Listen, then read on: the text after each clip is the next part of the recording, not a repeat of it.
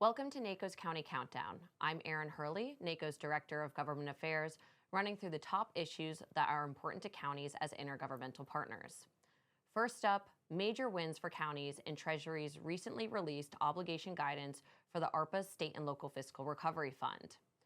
Last month, the U.S. Department of Treasury released new FAQs related to the obligation interim final rule for the ARPA State and Local Fiscal Recovery Fund. These updates directly incorporate recommendations provided by NACo and grant additional flexibilities for county, state, and local fiscal recovery fund investments. Key updates include extending personnel cost coverage for any state and local fiscal recovery fund eligible position through December 31st of 2026 that was established prior to the December 31st, 2024 obligation deadline. Second, subrecipients are not required to comply with the December 31st, 2024 obligation deadline, providing relief and flexibility in project timelines.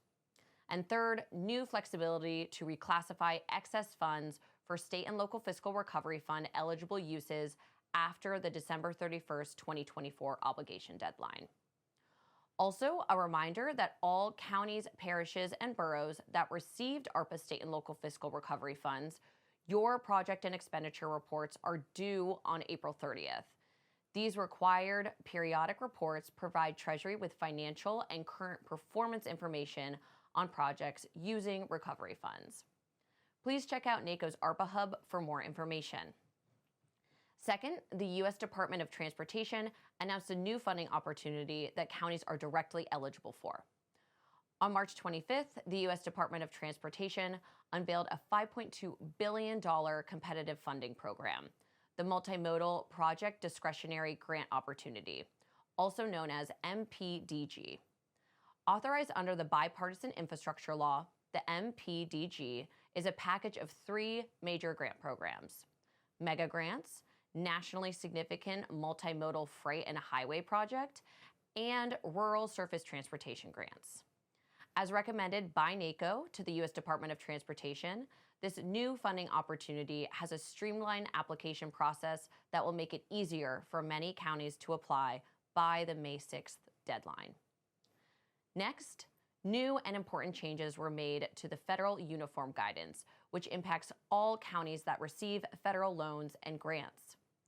Earlier this month, the White House Office of Management and Budget, or OMB, released its final revisions of the federal uniform guidance that outline compliance and reporting requirements for federal financial assistance. As the recipient of billions of federal dollars each fiscal year, counties must comply with these regulations when investing, reporting, and auditing federal funds.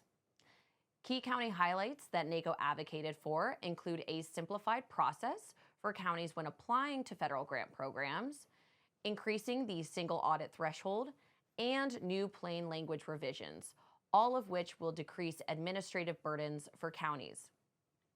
OMB has directed federal agencies to implement these changes by the start of fiscal year 2025 on October 1st of 2024. Next up, the Environmental Protection Agency issued its first ever national legally enforceable drinking water standard for PFAS, also known as forever chemicals. The final regulation is aggressive, setting limits for PFOA and PFOS, the two best understood types of PFAS, at 4 parts per trillion, or close to zero. It also sets maximum levels for 3 other types of PFAS at 10 parts per trillion. The regulation will have a significant impact on water utilities across the country, including those owned and operated by counties.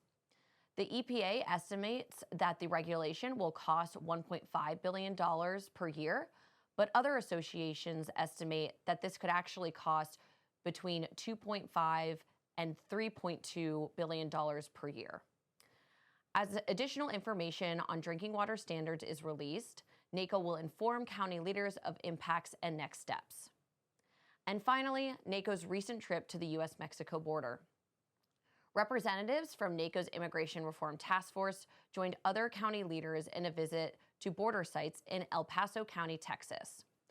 Over the 2-day trip, the group toured facilities operated by the U.S. Department of Homeland Security, El Paso County, and nonprofit organizations, highlighting the importance of collaboration and intergovernmental partnership in addressing the needs of migrants and asylum seekers. Through these firsthand experiences and NACo's immigration consensus principles, counties stand ready to work with our federal partners on meaningful immigration legislation that provides clarity at the local level and serves the needs of all residents. Thank you for watching, and visit NACo.org for all the latest information and resources.